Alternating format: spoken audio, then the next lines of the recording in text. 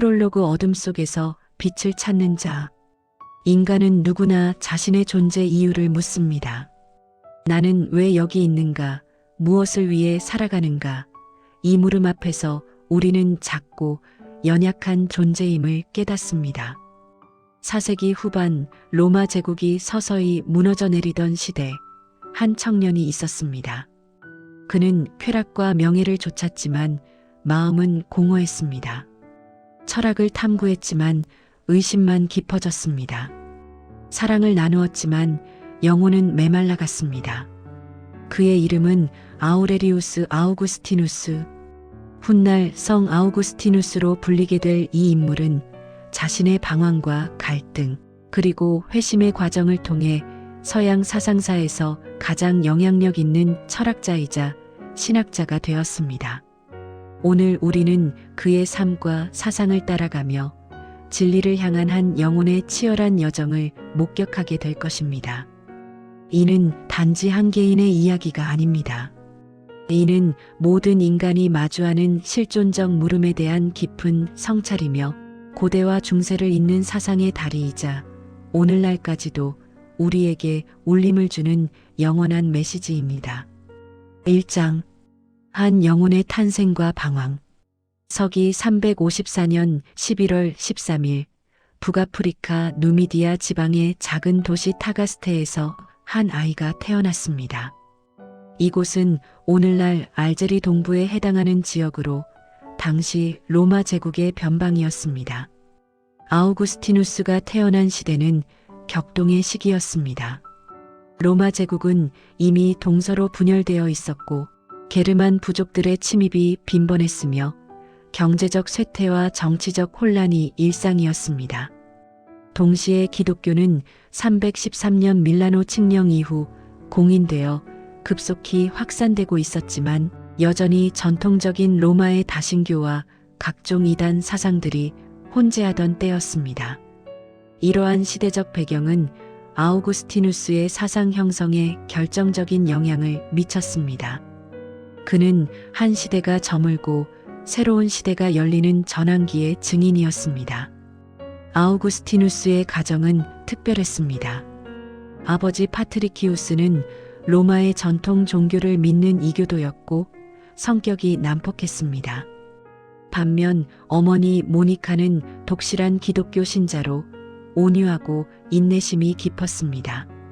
이 두 부모 사이에서 자란 아우구스티누스는 어린 시절부터 서로 다른 세계관의 충돌을 경험했습니다. 어머니는 그를 기독교인으로 키우고자 했지만 아버지는 아들이 세속적 성공을 이루기를 바랐습니다. 모니카의 사랑과 기도는 깊고 지속적이었습니다. 그녀는 아들이 방탕한 생활을 할 때도 이단에 빠져 있을 때도 결코 포기하지 않았습니다. 훗날 아우구스티누스는 회고합니다. 어머니의 눈물이 나를 구원했다고. 젊은 아우구스티누스는 뛰어난 재능을 보였습니다. 그는 카르타고에서 수사학을 공부하며 학문적 명성을 쌓아갔습니다. 하지만 동시에 그는 방종한 생활에 빠져들었습니다. 그는 첩을 두었고 한 아들을 낳았습니다. 극장과 향락을 즐겼고 명예와 인정에 목말라 했습니다. 19세에 그는 키케로의 호르텐시우스를 읽고 깊은 감동을 받았습니다. 이 책은 지혜에 대한 사랑, 즉 철학의 아름다움을 찬미하는 내용이었습니다. 그는 이렇게 회상합니다.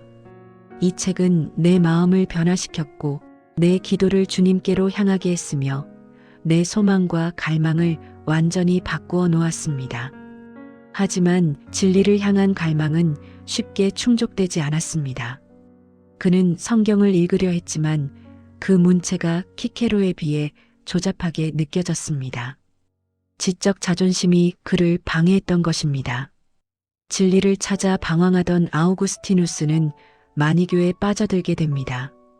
마니교는 페르시아에서 시작된 이원론적 종교로 세상을 빛과 어둠, 선과 악의 투쟁으로 설명했습니다.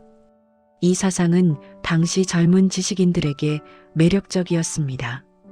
악의 문제에 대해 명쾌한 답을 제시하는 것처럼 보였기 때문입니다. 악은 신이 창조한 것이 아니라 독립적으로 존재하는 어둠의 원리라는 것이었습니다. 아우구스티누스는 9년 동안 마니교 신자로 살았습니다. 하지만 점차 그들의 교리에 의문을 품기 시작했습니다. 특히 천문학과 자연현상에 대한 마니교의 설명이 과학적 사실과 맞지 않는다는 것을 깨달았습니다. 또한 마니교의 고위 사제들과 대화하면서 그들이 자신의 지적 질문에 만족스러운 답을 주지 못한다는 것을 발견했습니다. 마니교의 환멸을 느낀 아우구스티누스는 회의주의에 빠졌습니다. 과연 진리를 알 수 있는가? 확실한 것이 존재하는가? 모든 것이 불확실하다면 삶의 의미는 무엇인가? 이 시기는 그의 삶에서 가장 어두운 시기였습니다. 지적으로는 혼란스러웠고 영적으로는 공허했습니다. 그는 카르타고에서 로마로 다시 밀라노로 자리를 옮기며 수사학 교사로 일했지만 내적 평화는 찾을 수 없었습니다. 하지만 바로 이 밀라노에서 그의 인생을 바꿀 만남이 기다리고 있었습니다. 2장 빛과의 만남, 회심의 순간. 밀라노의 주교 암브로시우스는 당대 최고의 지성이자 웅변가였습니다. 아우구스티누스는 처음에는 순전히 수사학적 관심에서 그의 설교를 듣기 시작했습니다. 하지만 점차 그 내용에 깊이 감동받게 되었습니다. 암브로시우스는 성경을 알레고리적으로 해석했습니다. 문자적 의미 너머에 깊은 영적 의미가 있다는 것이었습니다. 이는 아우구스티누스에게 계시였습니다. 그가 조잡하다고 느꼈던 성경 구절들이 새로운 빛으로 다가왔습니다. 이 시기 아우구스티누스는 플로티누스의 심플라톤주의 철학을 접하게 됩니다. 이 철학은 그에게 지적 돌파구를 제공했습니다. 심플라톤주의는 물질, 세계 너머에 비물질적 실제가 있으며 그것이 더 근본적이고 완전하다고 가르쳤습니다. 최고의 실제는 일자, 즉 절대적 통일성이며 모든 존재는 여기서 유출된다는 것이었습니다. 이 철학은 아우구스티누스에게 두 가지 중요한 통찰을 주었습니다. 첫째, 실제는 물질적인 것만이 아니라는 것. 마니교의 이원론적 물질주의에서 벗어날 수 있었습니다. 둘째, 악은 독립적 실체가 아니라 선의 결여라는 것. 이는 훗날 그의 악이론의 핵심이 됩니다. 하지만 심플라톤주의는 한계가 있었습니다. 그것은 지적 이해는 주었지만 영혼의 변화를 가져오지는 못했습니다. 아우구스티누스는 진리를 알았지만 그것을 살아낼 힘이 없었습니다. 그는 고백합니다. 나는 가야 할 곳을 알았지만 어떻게 가야 할지 몰랐습니다. 386년 여름, 아우구스티누스는 심한 내적 갈등에 시달리고 있었습니다. 그는 기독교 신앙이 진리라는 것을 지적으로 확신하게 되었지만 여전히 육체적 욕망과 세속적 야망을 버리지 못하고 있었습니다. 어느 날 그는 친구와 함께 앉아 있다가 이집트의 수도사 안토니우스에 대한 이야기를 듣게 됩니다. 안토니우스는 젊은 나이에 모든 것을 버리고 사막으로 들어가 수도 생활을 했습니다. 또한 로마의 고위 관리 2명이 갑자기 모든 것을 버리고 수도사가 되었다는 이야기도 들었습니다. 이 이야기들은 아우구스티누스의 마음을 뒤흔들었습니다. 저들은 할 수 있는데 왜 나는 못하는가? 그는 깊은 자책감에 빠졌습니다. 그는 정원으로 뛰쳐나가 무화과 나무 아래 엎드려 울기 시작했습니다. 언제까지입니까? 언제까지입니까? 내일이라고 말합니까? 왜 지금 당장이 아닙니까? 바로 그때 어린아이의 목소리가 들렸습니다. 집어들고 읽으라, 집어들고 읽으라. 그는 이것을 신의 메시지로 받아들였습니다. 그는 서둘러 바울의 서신을 펼쳤고 눈에 들어온 구절은 로마서 13장 13절에서 14절이었습니다. 낮에와 같이 단정히 행하고 방탕하거나 술 취하지 말며 음란하거나 호색하지 말며 다투거나 시기하지 말고 오직 주 예수 그리스도로 옷 입고 정욕을 위하여 육신의 일을 도모하지 말라. 그 순간 그의 마음에 평화가 찾아왔습니다. 모든 의심의 어둠이 사라졌습니다. 그는 회심했습니다. 아우구스티누스는 수사학 교수직을 사임하고 카시치아쿰이라는 시골로 물러가 친구들과 함께 철학적 공동체 생활을 시작했습니다. 387년 부활절에 그는 어머니 모니카와 아들 아데오다투스와 함께 암브로시우스로부터 세례를 받았습니다. 모니카는 오랜 기도가 응답된 것을 보고 큰 기쁨을 누렸습니다. 하지만 아프리카로 돌아가는 여행 중 오스티아에서 세상을 떠났습니다. 그녀의 마지막 말은 이제 나는 여기 어디 묻히든 상관없다는 것이었습니다. 아들이 신앙인이 된 것, 그것이 그녀의 유일한 소원이었습니다. 391년 아우구스티누스는 히포라는 항구 도시를 방문했다가 뜻하지 않게 사제로 서품되었고 395년에는 히포의 주교가 되었습니다. 그는 430년 반달족이 히포를 포위하는 와중에 세상을 떠날 때까지 35년간 이 도시의 영적 지도자로 살았습니다. 3장 사상의 기둥들. 회의주의와 싸웠던 아우구스티누스에게 진리의 문제는 매우 절실했습니다. 과연 우리는 확실한 것을 알 수 있는가? 그는 회의주의자들에게 이렇게 답합니다. 내가 의심하고 있다면 적어도 의심하고 있는 나는 존재한다. 이것만은 의심할 수 없다는 것입니다. 이 논증은 1000년 후 데카르트의 나는 생각한다. 고로 존재한다를 선취한 것이었습니다. 하지만 아우구스티누스는 여기서 멈추지 않습니다. 그는 묻습니다. 우리가 진리를 판단할 수 있는 기준은 무엇인가? 수학적 진리나 도덕적 진리는 변하지 않는데 이런 영원한 진리는 어디서 오는가? 그의 답은 내적 조명설입니다. 인간의 이성은 스스로 진리를 창조하지 못합니다. 대신 신이 인간의 마음을 비추어 주심으로써 우리는 영원한 진리를 파악할 수 있다는 것입니다. 마치 태양빛이 사물을 볼 수 있게 하듯이 신의 빛은 진리를 알 수 있게 합니다. 진리는 우리 밖에 있는 것이 아니라 우리 안에 계신 신 안에서 발견됩니다. 그래서 아우구스티누스는 말합니다. 밖으로 나가지 마라. 너 자신 안으로 돌아가라. 진리는 인간의 내면에 거한다. 마니교 시절부터 아우구스티누스를 괴롭힌 질문이 있었습니다. 만약 신이 전능하고 선하다면 왜 악이 존재하는가? 이것이 바로 신정론의 문제입니다. 마니교의 답은 간단했습니다. 악은 성과 독립적으로 존재하는 또 다른 원리라는 것입니다. 하지만 이는 신의 전능성을 부정하는 것이었습니다. 신플라톤주의를 공부하면서 아우구스티누스는 새로운 통찰을 얻었습니다. 악은 그 자체로 존재하는 것이 아니라 선의 결핍이라는 것입니다.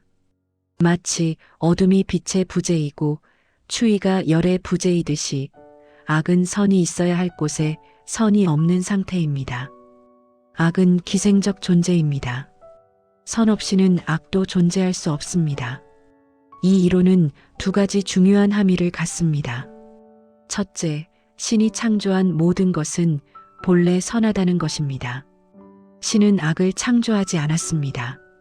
둘째, 악은 궁극적 실제가 아니라는 것입니다. 따라서 최종적으로 선이 승리할 것입니다. 아우구스티누스의 가장 논쟁적이면서도 영향력 있는 사상은 자유의지와 은총에 관한 것입니다. 초기 저작 자유의지론에서 그는 인간에게 자유의지가 있으며 악은 바로 이 자유의지의 잘못된 사용에서 비롯된다고 주장했습니다. 신은 인간에게 자유의지를 주었고 이것이 악의 가능성을 열었지만 동시에 진정한 선과 사랑의 가능성도 열었다는 것입니다. 강제된 선행은 진정한 선이 아니기 때문입니다. 하지만 펠라기우스와의 논쟁을 거치며 그의 사상은 더 발전하고 깊어집니다. 펠라기우스는 인간이 자신의 노력으로 죄를 피하고 선을 행할 수 있다고 주장했습니다. 은총은 도움이 되지만 필수적이지는 않다는 것이었습니다. 아우구스티누스는 이를 강력히 반박했습니다. 그는 원죄론을 강조했습니다. 아담의 타락 이후 인간의 본성은 근본적으로 손상되었습니다. 인간은 자유의지를 가지고 있지만 그 의지 자체가 죄로 왜곡되어 있어서 스스로는 진정한 선을 행할 수 없다는 것입니다. 따라서 구원은 전적으로 신의 은총에 달려 있습니다. 우리가 신을 찾는 것조차도 신이 먼저 우리를 찾으셨기 때문에 가능합니다. 신앙도 회개도 선행도 모두 은총의 선물입니다. 이 사상은 훗날 종교개혁의 핵심 교리가 되었습니다. 루터와 칼뱅은 자신들이 아우구스티누스의 진정한 후계자라고 주장했습니다. 하지만 여기서 어려운 질문이 생깁니다. 만약 모든 것이 은총에 달려 있다면 인간의 책임은 어떻게 되는가? 아우구스티누스는 이 긴장을 완전히 해소하지 못했습니다. 그는 신비 앞에서 겸손해야 한다고 말합니다. 우리는 신의 예정을 온전히 이해할 수 없지만 그분의 정의와 자비를 신뢰해야 한다는 것입니다. 사장, 시간과 역사, 그리고 두 도성. 고백록 11권에서 아우구스티누스는 시간의 본질에 대해 깊이 사유합니다. 그는 묻습니다. 시간이란 무엇인가? 아무도 묻지 않으면 나는 안다. 하지만 설명하려 하면 나는 알지 못한다. 과거는 이미 지나갔고 미래는 아직 오지 않았으며 현재는 순간적으로 사라집니다. 그렇다면 시간은 실제하는가? 아우구스티누스의 통찰은 놀랍습니다. 시간은 객관적 실제라기보다는 영혼의 신장, 즉 의식의 펼쳐짐이라는 것입니다. 과거는 기억 속에, 현재는 직관 속에, 미래는 기대 속에 존재합니다. 세 가지 모두 지금 이 순간 우리 의식 안에 함께 있습니다. 시간은 영혼의 구조이자 체험입니다. 이 통찰은 현대 철학과 심리학을 놀랍도록 선취한 것입니다. 후설의 시간 의식 분석, 하이데거의 시간성 개념, 베르그송의 지속 이론 등은 모두 아우구스티누스의 성찰과 공명합니다. 410년 서고투족의 알라리크가 로마를 약탈했습니다. 영원할 것 같던 로마 제국이 무너지는 것을 목격한 사람들은 충격에 빠졌습니다. 일부 이교도들은 기독교 때문에 로마가 망했다고 비난했습니다. 전통 신들을 버렸기 때문에 신들이 로마를 저버렸다는 것입니다. 이에 대한 응답으로 아우구스티누스는 413년부터 426년까지 13년에 걸쳐 신국론을 집필했습니다. 이 방대한 저작은 22권으로 구성되어 있으며 기독교 역사 철학의 고전이 되었습니다. 아우구스티누스는 역사를 두 도성의 이야기로 설명합니다. 하나는 지상 도성, 다른 하나는 신의 도성입니다. 지상 도성은 자기 사랑, 즉 신을 멸시하는 데까지 이른 자기 사랑에 기초합니다. 이것은 권력, 명예, 쾌락을 추구하는 세속 국가들을 의미합니다. 로마 제국도 이에 속합니다. 신의 도성은 신에 대한 사랑, 즉 자기를 멸시하는 데까지 이른 신 사랑에 기초합니다. 이것은 교회를 의미하지만 지상의 제도로서의 교회와 완전히 일치하지는 않습니다. 진정한 신의 도성은 모든 시대의 의인들로 구성된 영적 공동체입니다. 이 두 도성은 역사 속에서 뒤섞여 있습니다. 겉으로는 구별하기 어렵습니다. 하지만 최후의 심판 때 완전히 분리될 것입니다. 중요한 것은 지상의 어떤 국가나 제국도 영원하지 않다는 것입니다. 로마가 멸망한다 해도 그것은 하나의 지상 국가가 망하는 것일 뿐입니다. 신의 나라는 영원합니다.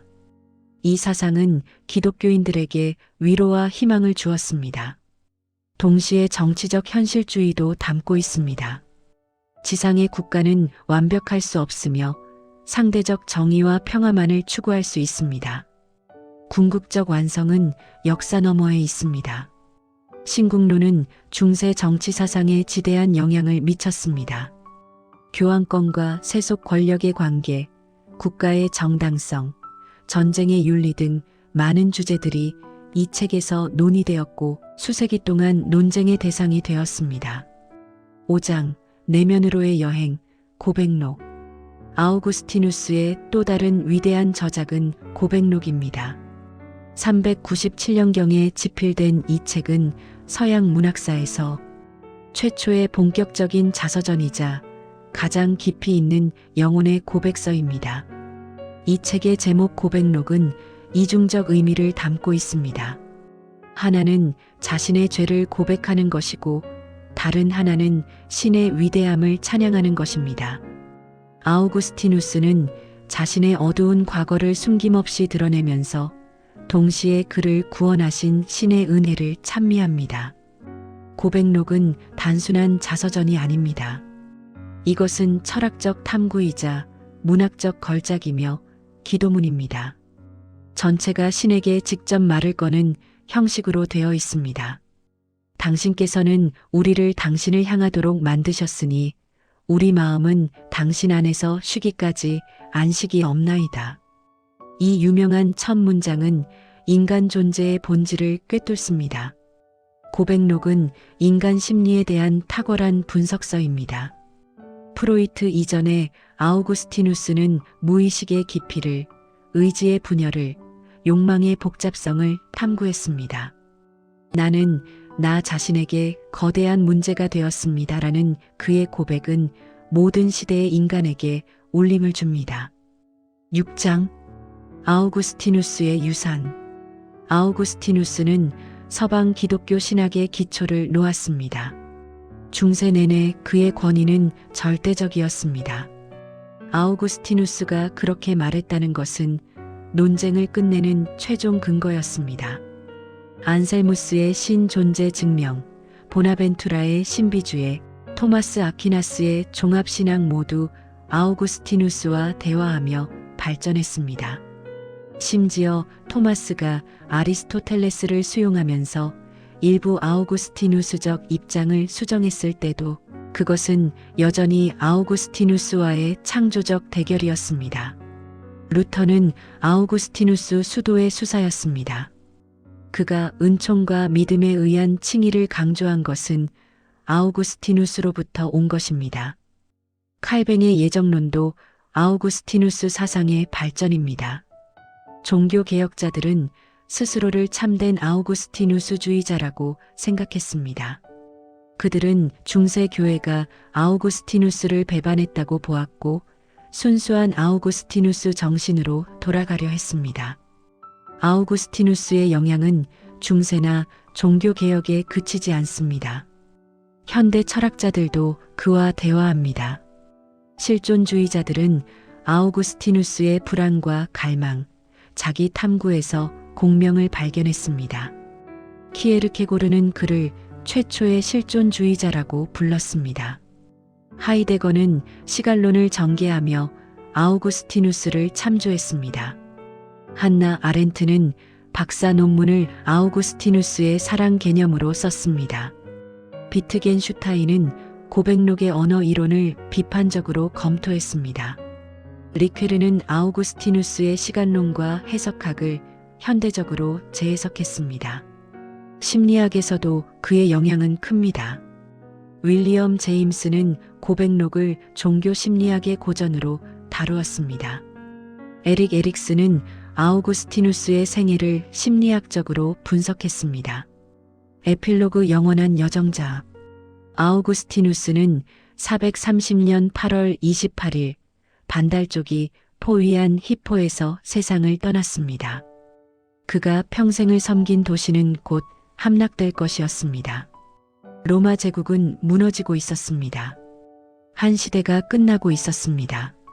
하지만 그가 남긴 사상은 죽지 않았습니다. 그의 책들은 수도원에서 필사되고 학교에서 읽히고 논쟁에서 인용되며 살아남았습니다. 중세를 거쳐 르네상스를 지나 근대에 이르기까지 그의 목소리는 울려왔습니다. 아우구스티누스의 삶은 우리에게 무엇을 말합니까? 첫째, 진리를 향한 열망을 포기하지 말라는 것입니다. 그는 수많은 철학과 종교를 탐구하며 방황했지만 결코 찾기를 멈추지 않았습니다. 그리고 마침내 찾았습니다. 둘째, 자기 자신을 정직하게 직면하라는 것입니다. 고백록은 자기 기만 없는 솔직함의 기록입니다. 그는 자신의 어둠을 숨기지 않았습니다. 그리고 바로 그 어둠 속에서 빛을 발견했습니다. 셋째, 은총에 대한 신뢰입니다. 우리 힘으로는 부족합니다. 하지만 우리를 넘어서는 힘이 있습니다. 우리를 변화시키고 새롭게 하고 구원하는 은총이 있습니다. 넷째, 지성과 신앙의 조화입니다. 아우구스티누스는 믿기 위해 이해하고 이해하기 위해 믿는다고 말했습니다. 신앙과 이성은 대립하지 않습니다. 참된 신앙은 이성을 배제하지 않으며 참된 이성은 신앙을 향해 열려 있습니다. 다섯째, 사랑이 중심이라는 것입니다. 모든 철학적 논증과 신학적 교리 너머에 사랑이 있습니다. 신은 사랑이시고 우리는 사랑하도록 만들어졌습니다. 올바른 사랑의 질서를 찾을 때 우리는 평화를 얻습니다. 끝까지 경청해 주셔서 감사합니다. 구독과 좋아요는 제작하는데 큰 힘이 됩니다.